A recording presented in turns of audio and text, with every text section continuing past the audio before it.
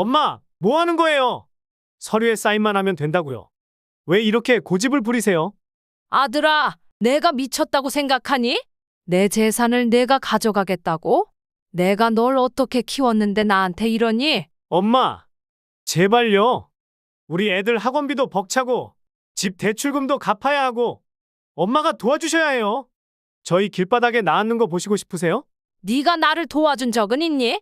몇 년 동안 연락 한 번 없다가 이제 와서 이러는 거야? 오늘 이야기는 결혼하고 남이 돼버린 아들에게 피눈물 나는 복수를 하신 김순자 어머님의 이야기입니다. 김순자 어머님은 과연 어떤 복수를 하셨을까요? 오늘 이야기처럼 결혼하고 남처럼 변한 아들을 두신 부모님들이 계시다면 김순자 어머님에게 따뜻한 응원과 뼈와 살이 되는 조언을 댓글에 꼭 남겨주시길 바라겠습니다. 구독과 좋아요 그리고 알림 설정을 눌러주시면 올라오는 이야기를 보다 빠르게 보실 수 있습니다. 그럼 지금부터 그 김순자 어머님의 이야기 속으로 들어가 보겠습니다. 안녕하세요. 저는 나이 70이 넘었고 남편과 사별하고 홀로 살아가고 있습니다. 봄이면 진달래가 피고 여름이면 매미 소리가 울리는 이곳에서 저는 지난 10년을 혼자 보냈습니다. 제 이름은 김순자입니다. 남편이 세상을 떠나고 난 뒤 서울에서 잘 나가는 회사원으로 살아가는 외아들 민석이는 결혼 후 점점 발길을 끊었습니다. 어릴 적에는 참 효자로 소문난 아들이었습니다. 어느 날 아침 텃밭에서 고추를 따다 문득 민석이의 어린 시절이 떠올랐습니다. 그 시절의 기억은 마치 따스한 봄날의 햇살처럼 제 마음을 포근하게 감쌌습니다. 엄마, 이거 봐요. 제가 딴 고추예요. 5살 무렵의 민석이가 제 앞에 서서 자랑스럽게 고추를 내밀던 모습이 눈앞에 선했습니다. 그때의 민석이는 눈이 반짝반짝 빛나는 착한 아들이었죠. 우리 민석이 정말 잘했네. 이제 엄마 일손을 덜어주는구나. 그 모습이 얼마나 사랑스러웠던지. 어린 민석이는 제 칭찬에 어깨가 으쓱해져서는 더 열심히 고추를 땄습니다. 중학생이 되어서도 민석이는 효자였습니다. 학교에서 돌아오면 항상 엄마, 제가 설거지 할게요. 라고 하며 부엌 일을 도왔죠. 가끔은 아버지와 함께 텃밭일도 거들었습니다. 아버지, 제가 호미 들게요. 아버지는 쉬세요. 그럴 때면 남편은 흐뭇한 미소를 지으며 저에게 말했습니다. 여보, 우리 아들 정말 착하지? 앞으로 쭉 저렇게만 자라주면 좋겠어. 그 말을 들을 때마다 저는 가슴이 뿌듯했습니다. 고등학생이 되어서도 민석이는 변함없이 착한 아들이었습니다. 공부도 열심히 해서 늘 상위권을 유지했고 집안일도 거들어 주었죠. 엄마, 아버지, 제가 꼭 성공해서 효도할게요. 그때까지만 조금만 더 고생해 주세요. 그 말을 들을 때마다 저와 남편은 눈시울이 붉어졌습니다. 우리의 고생을 알아주는 아들이 그저 고마웠죠. 대학에 들어가서도 민석이는 방학 때마다 집에 와서 아르바이트를 했습니다. 번 돈의 절반은 항상 저희에게 생활비로 주었죠. 엄마, 아버지, 이거 제 용돈이에요. 써주세요. 그럴 때마다 저는 아니다. 내가 써라. 라고 했지만 민석이는 고집을 부렸습니다. 아니에요, 엄마. 제가 이제 다 컸는데 이 정도는 해야죠. 그런 민석이가 얼마나 자랑스러웠는지 모릅니다. 하지만 민석이가 직장을 잡고 결혼을 하면서부터 조금씩 변하기 시작했습니다. 처음에는 그저 바빠서 그런가 보다 했습니다. 하지만 점점 연락이 뜸해지고 명절에도 오지 않는 날이 많아졌습니다. 민석아, 이번 추석에는 집에 오니? 어머니, 죄송해요. 이번에는 처가에 가기로 했어요. 다음에 꼭 찾아뵐게요. 그 다음 해가 몇 년이 지나도록 오지 않았습니다. 우리 민석이가 언제부터 저렇게 변했을까? 사진을 보며 저는 끊임없이 제 자신을 돌아보았습니다. 혹시 제가 뭔가 잘못한 것은 없었을까?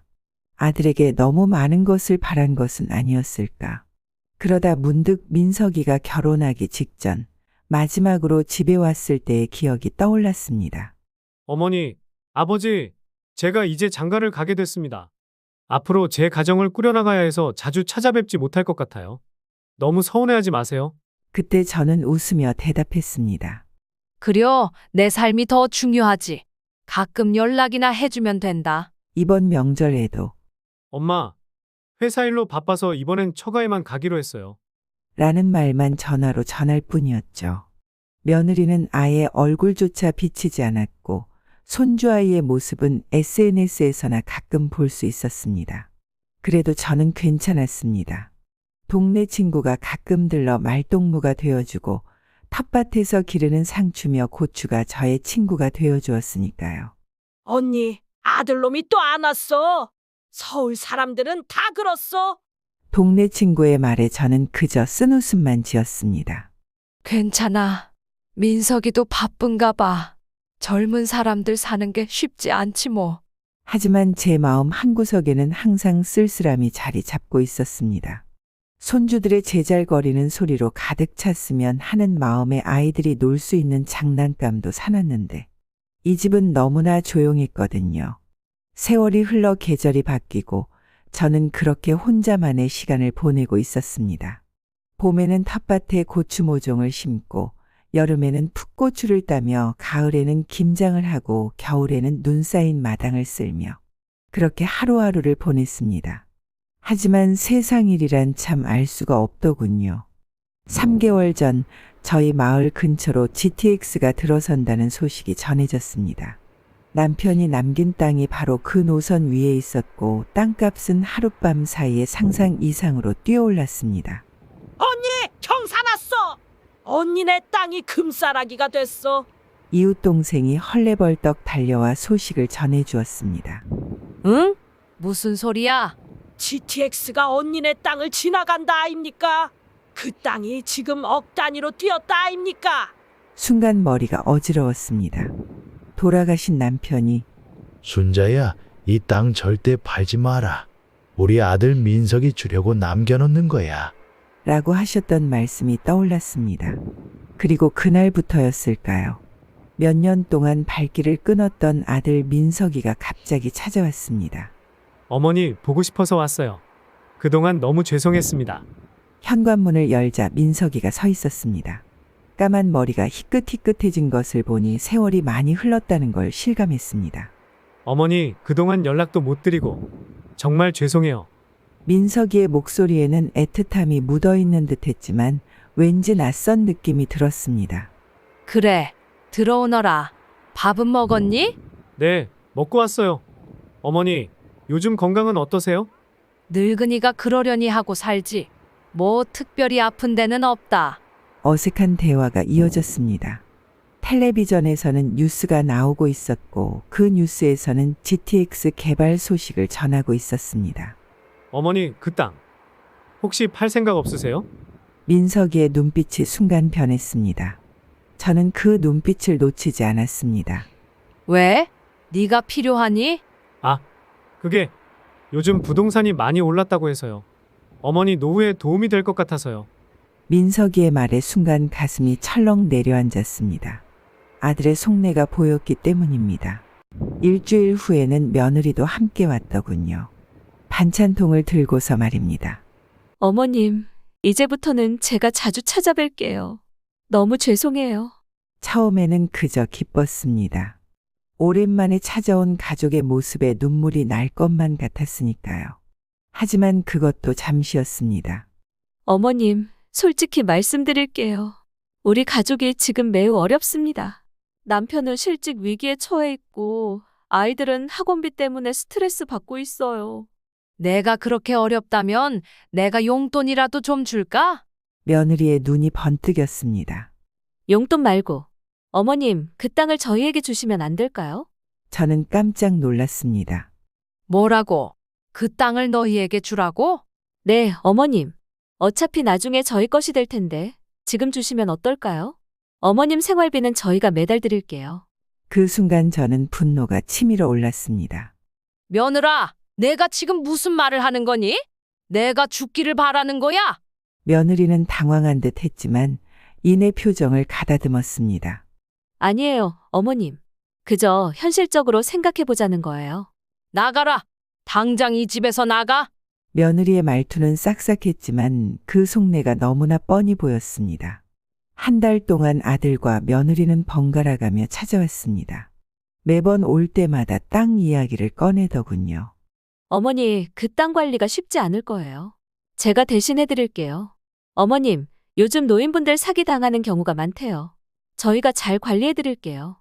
매번 같은 말만 반복하는 그들을 보며 저는 점점 지쳐갔습니다. 그러던 어느 날 민석이가 심각한 표정으로 찾아왔습니다. 어머니, 솔직히 말씀드리겠습니다. 저희가 좀 어려워요. 회사 사정도 안 좋고 애들 학원비에 대출금까지. 어머니 땅을 팔아서 저희를 좀 도와주세요. 순간 화가 치밀어 올랐습니다. 민석아, 내가 지금 무슨 말을 하는 거니? 그 땅은 내 아버지가 너를 위해 남겨주신 거야. 내가 왜 그걸 팔아야 하지? 어머니, 아버지가 돌아가신 지가 언젠데요? 이제는 현실적으로 생각해야 해요. 그 돈이면 저희가 얼마나 편하게 살 수 있겠어요? 편하게? 내가 지금 편하지 않다는 거니? 그럼 왜 이제까지 한 번도 찾아오지 않았어? 내가 여기서 어떻게 살고 있는지 궁금하지도 않았잖아. 말다툼이 이어졌습니다. 민석이는 점점 더 흥분했고 저는 그런 아들의 모습에 마음이 아팠습니다. 그날 이후 민석이와 며느리의 태도가 급격히 변했습니다. 더 이상 달콤한 말은 없었고 대신 노골적으로 재산을 요구하기 시작했습니다.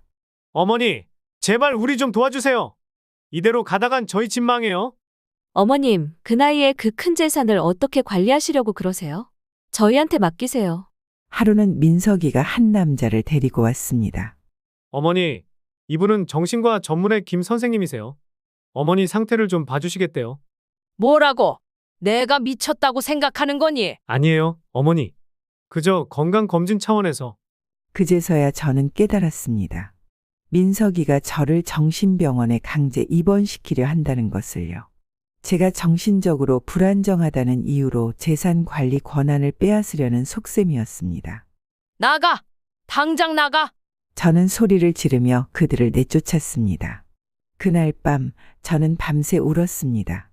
제가 그토록 사랑하던 아들이 제 피와 살을 나눈 자식이 이렇게 변할 줄은 꿈에도 몰랐습니다. 며칠 후 민석이가 다시 찾아왔습니다. 이번에는 서류 뭉치를 들고서 말입니다. 어머니, 이건 어머니의 재산을 저희가 대신 관리해드리기 위한 서류예요. 여기에 서명만 해주시면 돼요. 저는 서류를 받아들고 천천히 읽어내려갔습니다. 그것은 제 재산에 대한 모든 권한을 민석이에게 넘기는 내용이었습니다. 이게 무슨 짓이냐? 난 아직 정신 멀쩡하고 내 돈 내가 관리할 수 있다? 민석이는 당황한 기색이 역력했습니다.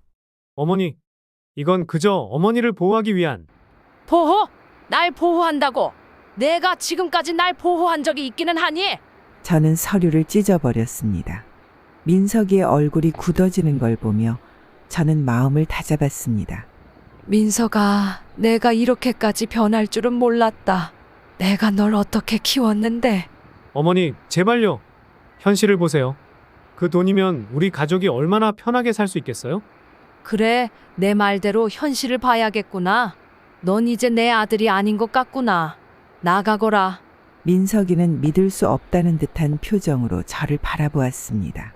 하지만 저는 더 이상 동요하지 않았습니다. 그렇게 민석이를 내보냈습니다. 그날 밤 저는 오랜만에 남편의 사진을 꺼내 보았습니다. 여보, 우리 아들이 이렇게 변할 줄 알았어. 내가 뭘 잘못한 걸까요? 눈물이 흘러내렸습니다. 하지만 이내 마음을 다잡았습니다. 이제는 제 인생을 위해 살아야 할 때라고 생각했습니다. 다음 날 아침 저는 변호사를 찾아갔습니다. 변호사님, 제 재산을 모두 기부하고 싶습니다. 아드님은 어떻게 하시고요? 아들은 이제 남이나 다름없습니다. 제가 평생 모은 재산을 의미 있게 쓰고 싶어요. 변호사와 상의 끝에 저는 모든 재산을 지역의 노인복지센터에 기부하기로 했습니다. 땅을 팔아 생긴 돈으로 새로운 요양원을 짓고 외롭게 살아가는 노인들을 돌보는 데 사용하기로 한 것입니다. 그리고 아들 내외에게 전화를 걸어 이 사실을 알렸죠. 어머니! 그럴 순 없어요. 저희가 잘못했습니다. 민석이의 목소리가 떨리고 있었습니다. 엄마, 제발요. 한 번만 더 기회를 주세요. 며느리도 애원하는 목소리였습니다. 하지만 이미 저희 마음은 굳건했습니다. 늦었다. 이제 와서 그런 말이 무슨 소용이 있겠니? 너희들이 진정으로 원했던 건 나라는 사람이 아닌 내가 가진 것들이었잖니. 어머니, 저희가 정말 잘못했어요. 용서해 주세요. 용서? 그래, 용서는 하마. 하지만 이제 너희와 나는 남이야. 다시는 연락하지 마라. 그렇게 전화를 끊었습니다. 가슴이 아팠지만 후회는 없었습니다. 그 뒤로 아들과 며느리는 다시는 연락하지 않았습니다. 가끔 마을 어귀에 서서 서울 방향을 바라보면 가슴 한켠이 아려옵니다. 하지만 후회하지는 않습니다. 이제 저는 매주 한 번씩 노인복지센터에 가서 봉사활동을 합니다. 저보다 더 어려운 형편에 처한 어르신들을 돕는 일이야말로 제가 가진 것들을 가장 의미 있게 쓰는 방법이라 생각했기 때문입니다. 오늘도 일찍 오셨네요. 복지센터 직원들이 반갑게 맞아줍니다. 그려, 내가 할 수 있는 일이 여기 있으니 어찌 안 오겠나. 요양원에 계신 어르신들과 이야기를 나누고 식사를 도와드리고 때로는 그저 손을 잡아드리는 것만으로도 큰 위안이 됩니다. 그분들의 눈빛에서 제 모습을 보는 것 같아 마음이 아프기도 하지만 동시에 큰 위로를 받습니다. 김할매, 우리 손주 얘기 좀 들어보세요. 한 할머니가 저를 부르십니다. 저는 미소 지으며 그 할머니 곁에 앉습니다. 어떤 손주세요? 말씀해 보세요. 그렇게 다른 할머니의 손주 이야기를 들으며 저는 제 상처를 조금씩 치유해 갑니다. 창밖으로 단풍이 물들어갑니다. 때론 쓸쓸하고 때론 서글프지만 이제는 편안합니다. 돈 때문에 변해버린 자식을 보며 느낀 실망감보다 제가 가진 것으로 누군가에게 도움을 줄 수 있다는 사실이 제 마음을 더욱 따뜻하게 만들어주니까요. 할머니, 오늘은 일찍 들어가세요. 날이 추워졌어요. 복지센터 직원이 걱정스러운 목소리로 말씀하십니다. 괜찮아요. 여기 있으면 마음이 따뜻해져서 추운 줄도 모르겠어요. 집으로 돌아오는 길, 저는 문득 하늘을 올려다봅니다. 별들이 반짝이고 있네요. 여보, 내가 잘한 걸까요? 우리 민석이를 용서하고 다시 받아들여야 할까요? 별들은 대답이 없습니다. 하지만 저는 알 것 같습니다. 제가 한 선택이 옳았다는 것을요. 여러분, 재산도 중요하지만 그보다 더 중요한 건 진심 어린 마음이 아닐까요? 저는 이제 그것을 깨달았습니다. 비록 혈육과는 멀어졌지만 이제 저에겐 더 큰 가족이 생겼습니다. 복지센터의 어르신들 그리고 저를 돕는 직원들. 그들이 제 새로운 가족입니다. 이제 저는 매일 아침 일어나 감사 기도를 드립니다. 제게 이런 기회를 주신 것에 대해 그리고 아직도 누군가에게 도움이 될 수 있다는 것에 대해 말이죠. 인생은 참 알 수 없는 것 같습니다. 제가 가장 사랑하던 아들에게 등을 돌리고 낯선 이들과 새로운 가족이 될 줄은 꿈에도 몰랐으니까요. 하지만 이것이 제 운명이라면 저는 기꺼이 받아들이려 합니다. 내일도 오시죠? 복지센터를 나서며 직원이 묻습니다. 그럼 내일도 모레도 올 거요. 내가 있어야 할 곳이 여기니까. 집으로 돌아와 따뜻한 차 한 잔을 마시며 저는 생각합니다. 제 인생의 마지막 장을 어떻게 써 내려갈지에 대해서요. 그리고 확신합니다. 이제야 비로소 제 인생의 진정한 의미를 찾았다고 말이죠. 여러분, 우리 모두가 이렇게 자신의 삶의 의미를 찾을 수 있기를 바랍니다. 여러분도 힘든 시기를 겪고 계신다면 희망을 잃지 마세요. 어둠 뒤에는 반드시 빛이 찾아옵니다. 그리고 그 빛은 우리가 생각했던 것보다 더 따뜻하고 밝을 것입니다. 그리고 그 과정에서 우리가 진정으로 소중히 여겨야 할 것이 무엇인지 깨달을 수 있기를 바랍니다. 오늘 이야기가 재밌고 공감되신다면 주변 분들에게 한 번씩 공유해 주시면 감사하겠습니다. 이상으로 오늘의 영상 마치겠습니다. 모든 구독자 여러분 그리고 시청자 여러분의 행복한 앞날을 기원하겠습니다. 다음에 더 좋은 사연으로 찾아뵙겠습니다. 감사합니다.